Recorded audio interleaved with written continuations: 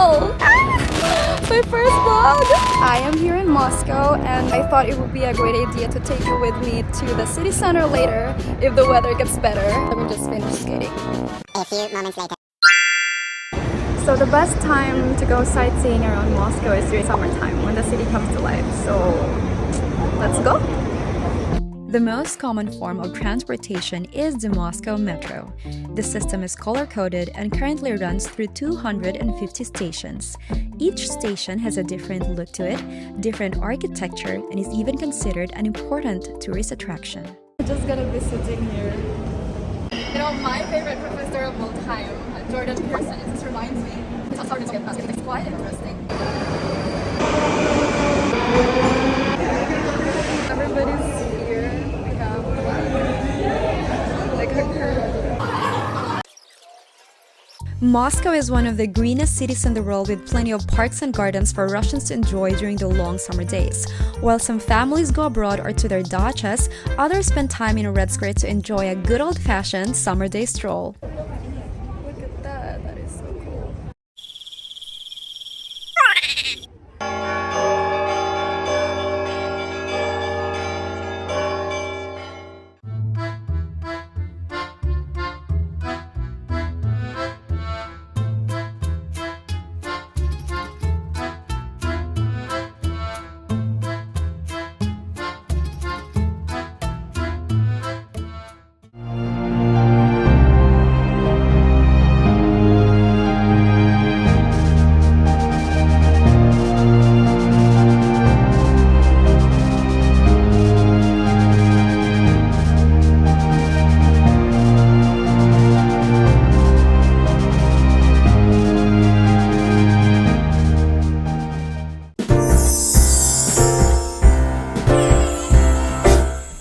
We wish you a Merry Christmas. We wish you a Merry Christmas. We wish you a Merry Christmas and a Happy New Year. Whenever I come here at night, it actually feels like it's Christmas all over again. Christmas in Moscow is, if there's one word to describe it, it's just magical.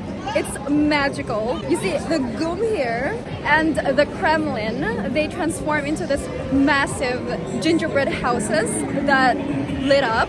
And in the middle of Red Square, we have this busy, dazzling Christmas market. We drink Christmas wine, we ice skate, there's a lot of activities for kids. It's actually like super fun, it's like super cool. We wish you a Merry Christmas. We wish you a Merry Christmas and a Happy New Year. It's a new day and oh, we're having a little problem. Anyway, it's a new day and me and my husband are at this little hotel somewhere and we decided that we want to take you with us to a river cruise. So we have the Moscow River Cruise. It's lovely, and right now, speaking of lovely, I'm seeing a lot of beautiful paintings. Look at that. Wait, how am I gonna show you?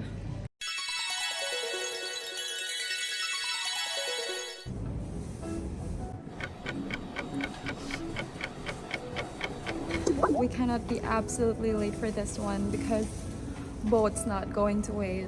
Imagine. Finally, we are on our way to a very special boat trip along the Moscow River. Going on a boat tour is a great way to see the capital's most famous attractions in just a few hours. And I'm just so excited to enjoy the beautiful sunset with a good glass of wine.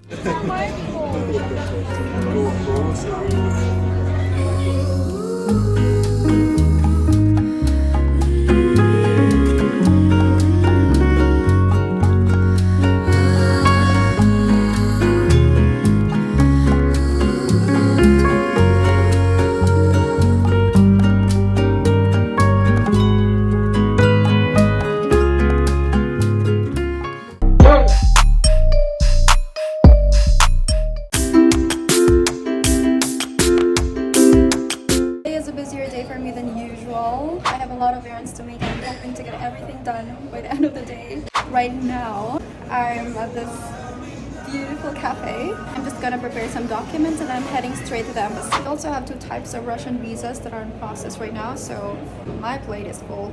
And for some reason, they're also making it pay in dollars. As we speak, the Russian ruble is at its lowest value against the US dollar since the special military operation started.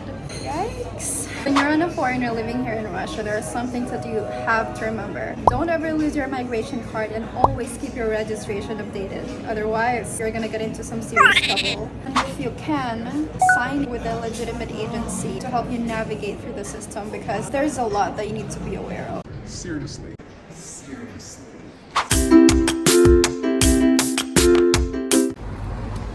Hi! So I just got my new visa this week, which is something very, very good. I've been waiting for it. I have another visa that's in process for later. And the thing is, I need to have an original document delivered from my home country. And that's another tricky thing. I have to go to the embassy to request a special power of attorney. I'm on the way to the grocery store, by the way.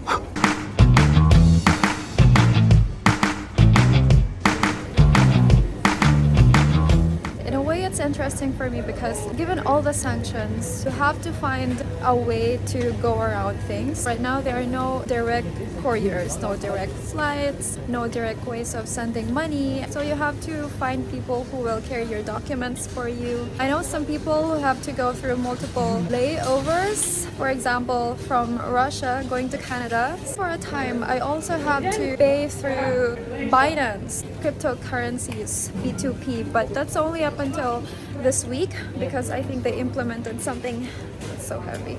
They implemented something against that. At the end of the day, you'd be surprised. There's still always a way to make things work. A lot has happened for Russia this summer. The world watched while Russian Wagner mercenaries marched on Moscow. Drone attacks increased in the country's capital. The ruble hit its lowest value against the US dollar. Putin signed legislation banning gender changes. The 15th annual BRICS summit was held in South Africa. The Ukraine conflict reached over 500 days. Prigozhin's plane crash, and Binance dropped sanctioned Russian banks from peer-to-peer service, making it harder for companies and individuals to transact through cryptocurrency. But in the end, you just have to keep calm because life goes on. Thank you for watching this video until the end. I hope you like this video. If you do, please give it a thumbs up, share it with friends, subscribe to this channel, and ring the notification bell if you want to see more content from the Moscow baby. And if you learned something new today, or if you have any suggestions on what you want to see next, or where to go, please let me know in the comments section down below. I would love to hear from you. Thanks again for watching. I really appreciate it, and I'll see you guys in my next video. Спасибо! Пока-пока!